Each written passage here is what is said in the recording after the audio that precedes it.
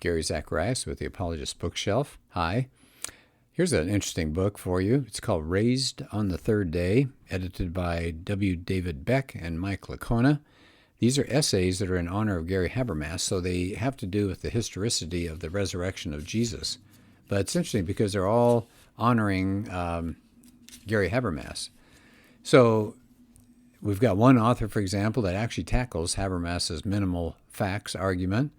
We've got the soul and near-death experiences chapter. That's from J.P. Moreland, pretty heavy hitter right there. And then an area that I find fascinating, they've got an essay on the Shroud of Turin. We've got Craig Hazen, who's written an article that I wanted to focus on, and William Lane Craig and Francis Beckwith. And let's see, who else is in here? Craig Evans, Sean McDowell, Daryl Bach, Mike Licona wrote something, Alex McFarland, Frank Turek.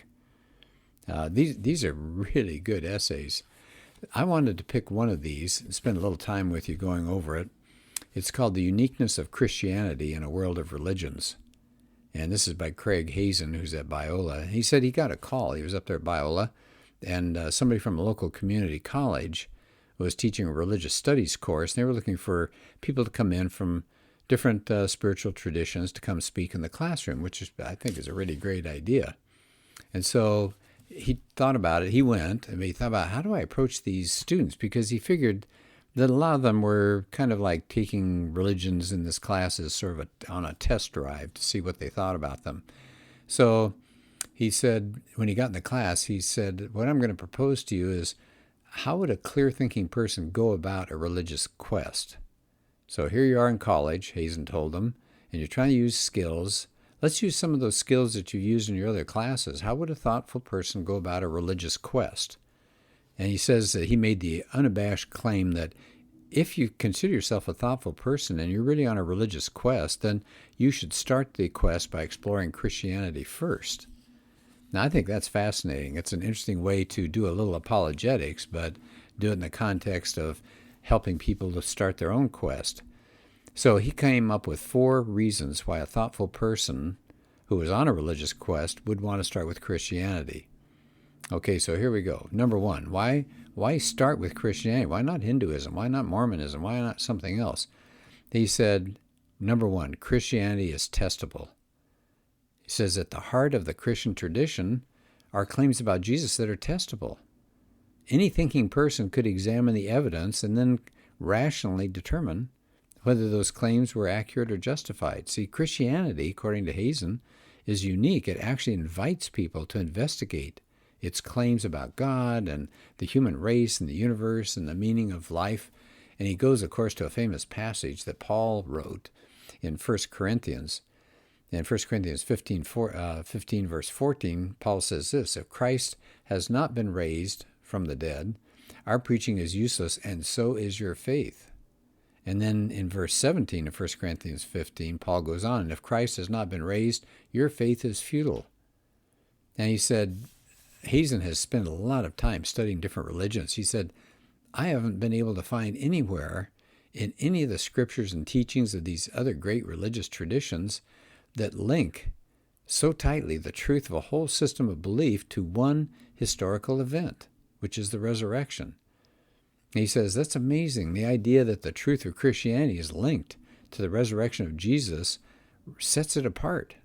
In a testable way, sets it apart from other world religions.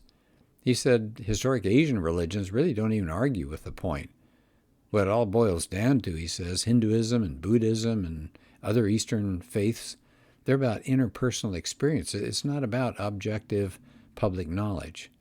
Mormonism, same, says they can't seem to prove their faith, so they go back to a burning in the bosom. It's a special inner knowledge. So he said, really, the Mormons no different than the Buddhists. They're relying on inner experience for their religious knowledge.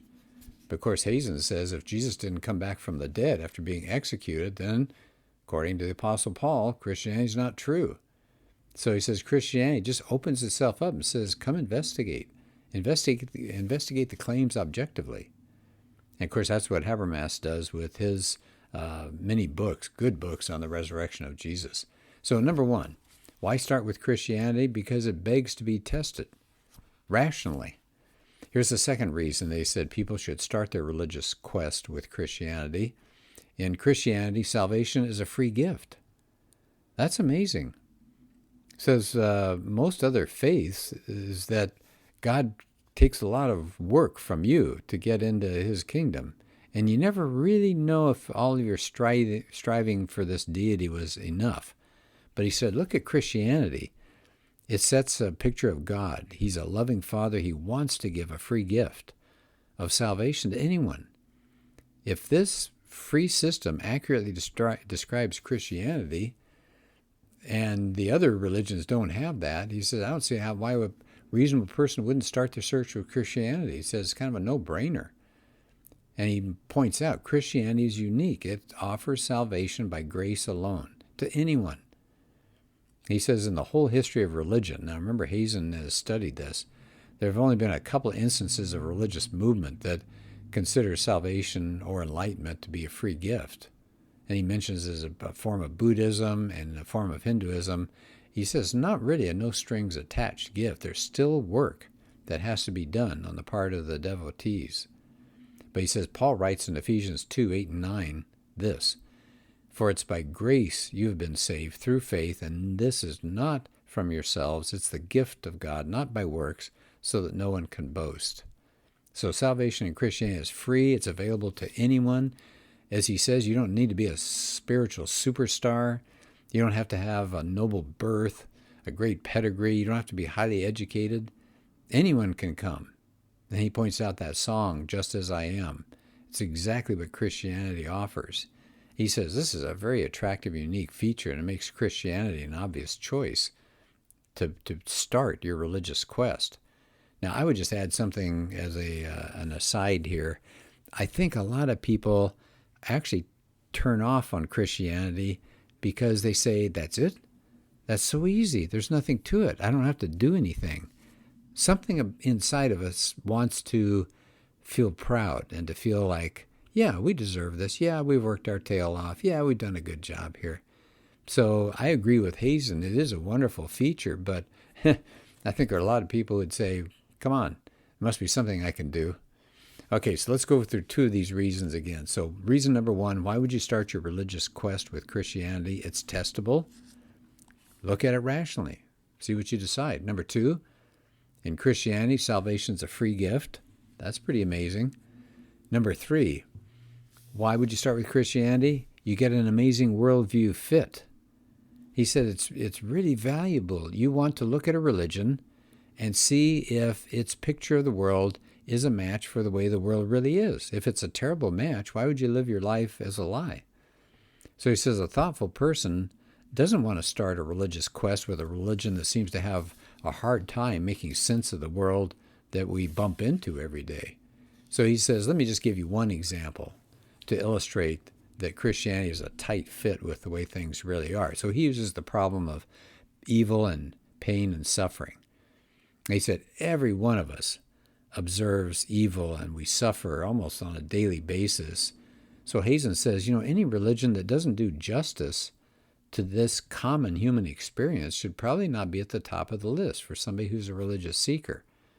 So again, because he has a background in various religions that has studied them extensively, he says, how do the various religious traditions explain evil and pain and suffering or make sense of it? So he starts off, he says, let's take some Eastern religions. How about Buddhism and Hinduism? They normally put the category of evil, pain, and suffering as an illusion. Sometimes they're called Maya. So evil and pain will fade away as you gain enlightenment, as you begin to realize that it's all an illusion. So what we need to do is just change what we believe about them. So apparently good and evil are not real, and you just can transcend them through right views. Now, Hazen said he talked to somebody one time who believed that, and he said he asked one question. He said, what would your guru, right, Eastern religion, what would your guru say about the Holocaust? And it says there's kind of dead silence there because you can't think that away. The Holocaust was real. You can't deny it. He says, how could this woman buy into her guru's teaching about evil being an illusion, but she did take seriously the suffering of the Jews of Europe. Well, if you're going to buy into Eastern religions, the suffering was an illusion. He says any worldview that attempts to dismiss this terrible evil, pain, and suffering that the Jews went through, and it's just calling it an illusion, he says that's not a viable guide to life. But he says the scriptures of Christianity do confront the issue of evil head on, starting with Genesis. There's a whole section of the Bible called the book of Job that deals with people wrestling with personal suffering. He says the Bible really doesn't answer the why question in individual instances. It does give you a satisfactory context for coming to terms with the existence of evil. He says, so if you're given the choice between a worldview that just dismisses pain and suffering, telling you it's an illusion, or a worldview that says, yes, they exist, he says the choice is obvious. By the way, Greg Koukl and others have said, actually, the argument about evil and pain and suffering is an argument for the existence of a God. Because he said, where do we get the idea of something being evil unless there's a standard outside of us? Okay, let's go to number 4. Another reason to start your religious quest with Christianity. So one more time, what were the 3 leading up to this? Christianity is testable. That was number 1. And number 2, Christianity, there's a free gift of salvation. Number 3, with Christianity, you get an amazing worldview fit. And then number 4, Christianity, now this is a real no-brainer. Christianity has Jesus at its center. He is the center of the tradition. It's got the word Christ right in the word, Christianity. He points out that Jesus is without doubt the closest thing the world has to a universal religious figure.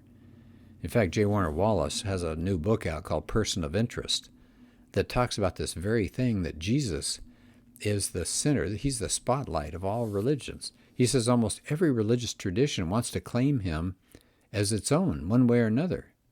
He says, this is not just a raw assertion of my own beliefs. He said, take Hinduism. There are many teachers and scholars who proclaim Jesus to be one of the 10 avatars of Vishnu.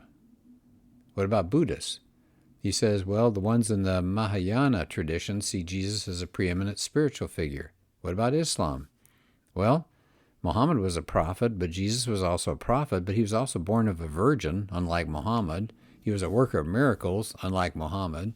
He was carried to heaven by Allah without tasting death. He was called the Word of God, and he will return to appear to all before the final judgment. That's in the Quran, all of that. So he's a revered figure, second only to Muhammad. He says that doesn't end there as far as people and groups that believe in Jesus and have a special spot for him. He said it's hard to find a major tradition or a minor movement that doesn't give him a special place of honor and find ways to fold him into their system of beliefs.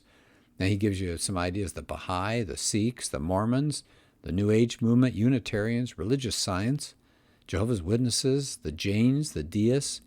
He said they all focus on Jesus. So there's his wrap up there. He said 4 reasons. If people around you, somebody around you says, I'm kind of interested in checking out religions, boy, clap them on the back. Way to go. And if you're going to do that, a good place to start is Christianity. Well, that's just because you're a Christian. No, as Hazen pointed out, there are 4 really good reasons to get involved first in your search with Christianity. Of course, we as Christians hope that if they investigate Jesus and investigate Christianity with these 4 areas in mind, they'll stop there because there's nothing better. Christianity is the answer to all of our problems. All right, well, thanks, and talk to you again in another podcast.